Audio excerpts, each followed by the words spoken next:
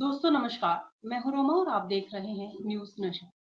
दोस्तों मध्य प्रदेश की ताजा राजनीति और किसानों की समस्याओं पर आज हम चर्चा करेंगे। हाल ही में प्रदेश के कई हिस्सों से किसानों को खाद के लिए लंबी कतारों में खड़े होने की खबरें सामने आ रही हैं और विपक्ष इस मुद्दे पर सरकार को घेरने में लगा हुआ है। वहीं विजयपुर सीट पर कांग्रेस के प्रत्याशी मुकेश मल्होत्रा की सुरक्षा को लेकर बढ़ते खतरे और बुधनी विधानसभा में पाट बगावत के हालात भी चिंताजनक है। इसके अलावा रिश्वतखोरी के मामलों से लेकर नई प्रशासनिक नियुक्तियों तक कई ऐसे मुद्दे हैं जिन पर आज हम चर्चा करेंगे। क्या ये केवल सरकार की विफलता है या कुछ और गहरी बातें छिपी हैं? आइए तमाम मुद्दों पर बातचीत करने के लिए आज हमारे साथ इस समय मौजूद हैं मध्य प्रदेश से राजकुमार थैंक यादव जी। नमस्कार, स्वागत है आपका। धन्यवाद, धन्यवाद। जी, मेरा पहला सवाल आपसे यही किसानों की खाद की कमी को लेकर आज हम बात करेंगे। मध्य प्रदेश में किसानों को खाद की कमी का सामना क्यों करना पड़ता है और इसके पीछे क्या सरकारी नीतियाँ जिम्मेदार है या फिर कुछ और वजह है इसके पीछे? जी, रोमा जी, जो खाद की किल्लत है ना, हुँ, ऐसी कोई पहली समस्या नहीं है कि सिर्फ़ इस बार समस्या हो। जी। मैं पिछले कई सालों से देख रहा हूँ रोमा जी, यहाँ पर जो खाद की किल्लत है, जब किसान को खाद की ज़रूरत होती है, कभी भी पिछले सालों से मैं देख रहा हूँ इसको, कभी भी खाद समय पर नहीं मिलता है किसान के लिए। और जो रीज़न? इसकी जो शासकीय रेट है खाद की, वो ₹1350 है रोमा जी। और लगातार इसकी कीमत शासकीय रेट भी लगातार बढ़ती चली गई। इसके अलावा क्या है कि जो 1350 जो खाद की कीमत है वो किसान के लिए बिल्कुल 1350 में खाद नहीं मिल पा रहा है। चूँकि क्या है ब्लैक हो रहा है, तो किसी को ₹1600 में खाद का कट्टा मिल रहा है, किसी को ₹1700 में मिल रहा है। अभी हाल ही में आपने देखा होगा कि और फिर इसके अलावा भी 1700 में भी जो खाद का कट्टा दिया जा रहा है, वो भी नकली खाद। कई जगह तो ऐसी शिकायत आ रही है और क्या शिकायत भी मत बोलो हकीकत है। कई जगह तो नकली खाद दिया जा रहा है वो भी ₹1700 में।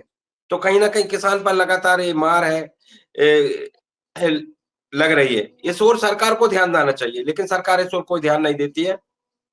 अब इसमें तो विप तो जो ना आपने विपक्ष भी पूछा आरोप लगा रहा है कि महाराष्ट्र में भेजी जा रही है खाद। महाराष्ट्र में क्यों भेजी जा रही है? वहाँ क्या कमी है खाद की? क्या रीज़न है इसके पीछे? जी, रोमा जी, मैं आपको एक बात बता दूँ कि अभी हम देख रहे हैं लगातार ये बात सही है, महाराष्ट्र की तो मैं एक बात अलग है, लेकिन यहाँ पर भी देखते हैं तो एक तहसील से दूसरी तहसील, एक जिले से दूसरे जिले में खाद सप्लाई हो रहा है मध्य प्रदेश में। जबकि उसको उसी जगह क्यों? चूँकि क्या होता है कि कहीं न कहीं जो अगर अधिकारियों के माध्यम से अगर खाद वितरण की जो टोकन दिए जा रहे हैं, तो वहाँ पर भी ये एक गोलमाल चल रहा है। तो कहीं न कहीं वो तो सीधा अगर देखा जाए तो जो मार पूरी पड़ रही है, वो किसान पर पड़ रही है। और दूसरी बात क्या है किसान आंदोलन करने, धरना प्रदर्शन करे, उसका किसी तरह का कोई असर नहीं पड़ रहा है। अभी ग्वालियर में भी एक मामला सामने आया है। वहाँ पर नकली जी, खाद जी। बेचा गया तो नकली खाद से जैसे ही वो वहाँ के जो कलेक्टर हैं उनको शिकायत करने के बाद वो मामला संज्ञान में आया। चूँकि क्या होता है कलेक्टर भी एक आध पे कार्रवाई कर देंगे लेकिन बाकी ये तो पूरा सिस्टम ही खराब है ना। पूरा जो सिस्टम है, पूरा तंत्र है और क्यों है? क्योंकि भारतीय जनता पार्टी में जो उद्योगपति लोग हैं और जो लोग हैं, उस टाइप के लोग करते हैं और कहीं न कहीं सरकार का खुला संरक्षण है इसलिए ये लोग करते हैं। मुझे लगता है कि अगर सरकार संरक्षण नहीं देगी, तो इस तरह के काम ये जो माफिया हैं, खाद माफिया हैं, बिल्कुल नहीं कर पाएँगे रोमा जी। इसलिए मैं तो यही ये बता जो रहा हूँ कि नकली भाजपा खाद की बोल ज रहे हैं जी। ये जो नकली खाद बोल रहे हैं, इसकी पहचान क्या होती है? कैसे पता चलता है ये खाद असली है, ये नकली है? अभी तो क्या है एक्सपर्ट ही बता पाएँगे इसको लेकिन कहीं न कहीं जो एक्सपर्ट रहते हैं, वो इसकी नकली और असली खाद की पहचान कर लेते हैं रोमा जी। बाकी क्या है मैं मुझे लगा आपको बता रहा शायद हूँ किसान को भी मालूम है। मुझे लगा जी, शायद किसान को भी इस चीज़ की नॉलेज है। जी, जी। मुझे हाँ, लगा किसान शायद भी किसान नहीं, को नहीं, भी नहीं किसान भी कहीं न कहीं किसान देखो क्या है, किसान लगातार खेत में जो है अगर यूरिया खाद हो या डीएपी खाद हो लगातार डालता है, तो बिल्कुल किसान इसका अनुभव कर लेता है। निश्चित तौर पे 99% किसान इसका अनुभव कर लेता है। तभी तो किसान ने अनुभव किया है, तभी तो उस खाद की शिकायत की ना किसान। अगर किसान अनुभव नहीं करता, तो किसान शिकायत कैसे करता फिर? तो मैं देख रहा हूँ लगातार भाजपा के शासन के जो कार्यकाल में इस तरह की जो शिकायत क्या है, इस तरह का कार्यप्रणाली चल रही है जिसको लेकर के कहीं न कहीं मैं सरकार को जागना पड़ेगा और जब आपने विपक्ष की बात की है तो मैं बता रहा हूँ आपके लिए, यहाँ पर विपक्ष और सरकार लगभग एक ही है, मैं विपक्ष को नहीं मानता हूँ यहाँ पे। हम लोग इसीलिए हमारे संगठन के माध्यम से बहुत ज़्यादा मेहनत कर रहे हैं, पूरा देश में, पूरा प्रदेश में, सभी स्टेटों में जाते हैं, क्योंकि हम चाहते हैं कि मध्य प्रदेश में कहीं न कहीं एक तीसरा नेतृत्व बन कर के उभर के आए, जिससे कि कहीं न कहीं गरीब तबका है, किसान है, इन लोगों के लिए परेशानियों का सामना करना ना पड़े। चूँकि हम अभी-अभी क्या है, कई सालों से काम कर रहे हैं, लेकिन चूँकि रोमा जी क्या है, जनता को जगाने के लिए और जनता को विश्वास के लिए थोड़ा समय लगता है। उसके लिए हम लगातार जनता के बीच में हैं और जब तक हमारी साँसें हैं, तब तक हम लोग जनता के लिए काम करते रहेंगे और जनता के मुद्दों को लगातार उठाते रहेंगे। कई बार चाहे वो ओबीसी, एससी, एसटी के आरक्षण की बात हो, चाहे एससी, एसटी में कोटे के अंदर कोटे की बात हो, चाहे वो आपका किसान आंदोलन की बात हो, चाहे आपका ओबीसी के आरक्षण को खत्म कर दिया उसकी बात हो। अभी मैंने आपको कई बार बता भी चुका हूँ कि ओबीसी का आरक्षण जो है नौकरियों में मध्य प्रदेश में 13% रह गया है। लेकिन इसके बावजूद भी कहीं न कहीं ओबीसी समाज भी अभी सोया हुआ है, उसको जगाने का काम कर रहा है। तो कहीं न कहीं इस तरह का जो पक्षपात रवैया है सरकार के द्वारा, चाहे वो किसानों के साथ पक्षपात किया जाए, चाहे वो ओबीसी के साथ दुर्व्यवहार किया जाए, इस तरह का काम ये भारतीय जनता पार्टी की सरकार में होना कोई बड़ी बात नहीं है, ये तो इनका कहीं न कहीं ये काम है।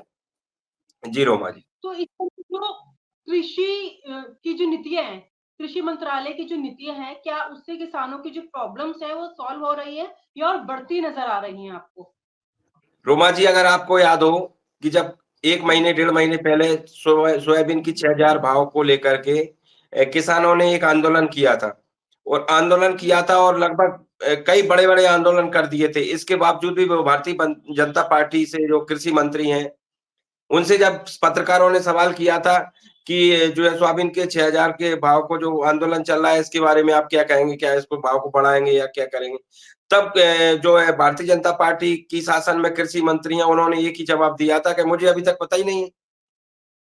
मुझे अभी तक पता नहीं है कि किसान आंदोलन चल रहा है। जब इनका इंटेलिजेंस इतना फेल्युअर है, मैं आपसे पूछना चाहता हूँ कि जो सीआईडी से लेकर के विजिलेंस के जो अधिकारी रहते हैं, जो लगातार जो आंदोलन होते हैं, उनकी जानकारी लगातार जिला, तहसील के आंदोलन के स्तर से आधार पर जो है ऊपर देने का काम करते हैं, तो या तो इनका इंटेलिजेंस जो नीचे का तबका है, जो सीआईडी के माध्यम से और भी कई सारी इंटेलिजेंट ब्यूरो रहती हैं, उनके माध्यम से या तो इनका जो न आंदोलन जो चलते हैं उनका जो इनके अधिकारीगण काम नहीं कर रहे हैं और लगातार ऊपर जानकारी नहीं दे रहे हैं। अगर जानकारी दे रहे हैं तो क्या कृषि मंत्री झूठ बोल रहे हैं? तो दोनों में से कहीं न कहीं सरकार पर ही सवाल खड़े होते हैं ना, या तो कृषि मंत्री खुद झूठ बोल रहे हैं कि मुझे आंदोलन का पता नहीं।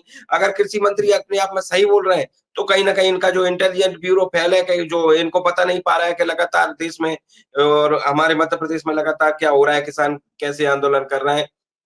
किसानों की क्या माँग है? आपको मैं एक बात बता दूँ, पहले भी राजा-महाराजा योग हुआ करता था। उस समय भी कहीं न कहीं गुप्तचर व्यवस्था थी, आपने देखा गुप्तचर व्यवस्था थी। ऐसे ही कहीं न कहीं जो इंटेलिजेंट के जो अधिकारी हैं, वो गुप्तचर की के आधार पर सरकार को द द जानकारी देने का काम करते हैं कि जो है देश में या प्रदेश में जनता के माध्यम से क्या हालात चल रहे हैं।